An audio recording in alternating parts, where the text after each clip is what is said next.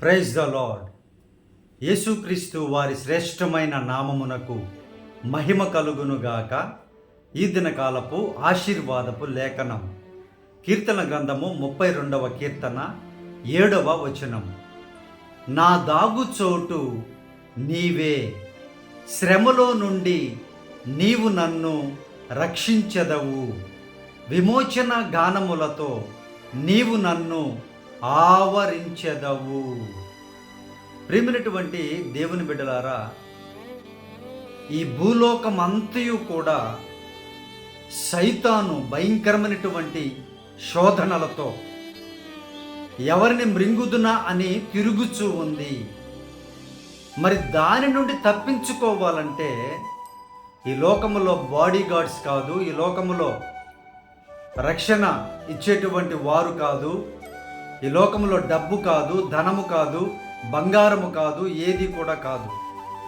నీవు దేవుని చాటు నివసించినట్లయితే ఆయన నిన్ను రక్షించేటువంటి దేవుడు.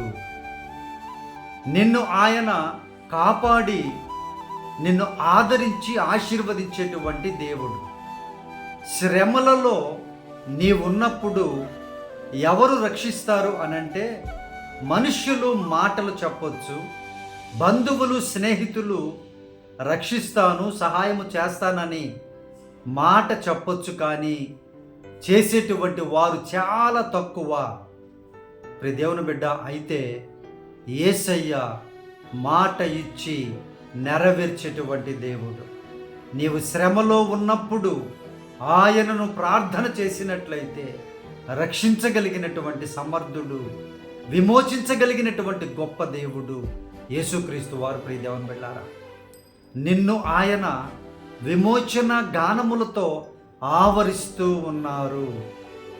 ప్రతి సమస్య నుండి, ప్రతి పరిస్థితి నుండి, ప్రతి అనారోగ్యము నుండి, ప్రతి శోధన నుండి నీకు విమోచన కలిగించి, పాపము నుండి, శాపము నుండి, నరకము నుండి, నిత్యాగ్ని నుండి నీకు విమోచన కలిగించేటువంటి నమ్మదగిన దేవుడు యేసుక్రీస్తు వారు. ప్రియ దేవుని బిడ్డలారా, మరి ఆయన చాటున నీవు దాగుకొనుచూ ఉన్నావా? ఆయన రక్షణ కోసం నువ్వు కనిపెడుచూ ఉన్నావా? నీ శ్రమలో సృష్టికర్త అయినటువంటి దేవుని జ్ఞాపకం చేసుకుంటూ ఉన్నావా? నీకు కష్టము కలిగినప్పుడు మనుషుల వైపు కాకుండా సృష్టికర్త అయిన దేవుని వైపు చూస్తూ ఉన్నావా?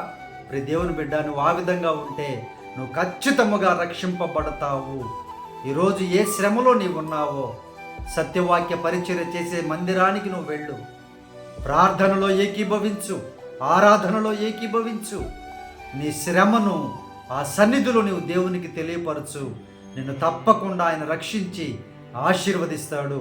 విమోచన గానములతో నీవు గొప్పగా దీవించబడతావు. ప్రియ దేవుని బిడ్డ, పరిశుద్ధ దినాన్ని జాగ్రత్తగా భయభక్తులు కలిగి నువ్వు మందిరానికి వెళ్ళడానికి నీ మనసును స్థిరపరచుకో. ఏ పరిస్థితులైనా సరే, ఎంత లాభమున్నా సరే, పరిశుద్ధ దినాన్ని అలక్ష్యము చేయకు. నీ ఒంట్లో శక్తి ఉంటే అలక్ష్యం చేయకు.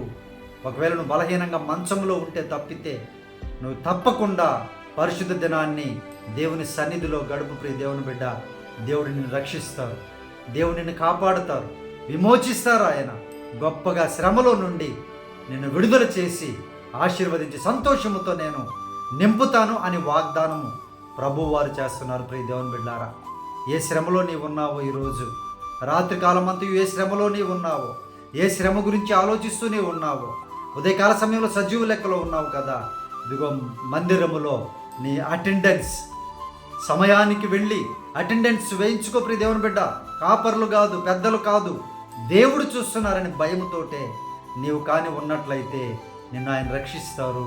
నిన్ను ఆయన విమోచించి మంచి సంతోషముతో నిన్ను నింపి ఆశీర్వదిస్తాడు. ప్రియ దేవుని బిడ్డలారా, దేవుడి లేఖనమును మీ జీవితంలో నెరవేర్చబడినట్లుగా ప్రార్థన.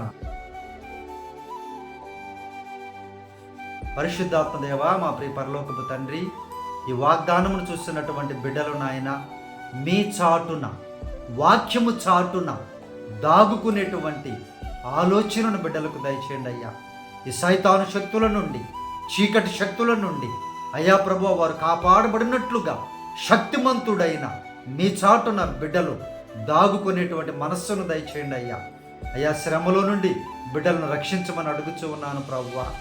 అయ్యా, విమోచించి బిడ్డలను సంతోషముతో నింపమని ప్రార్థన చేస్తూ ఉన్నాము నాయన.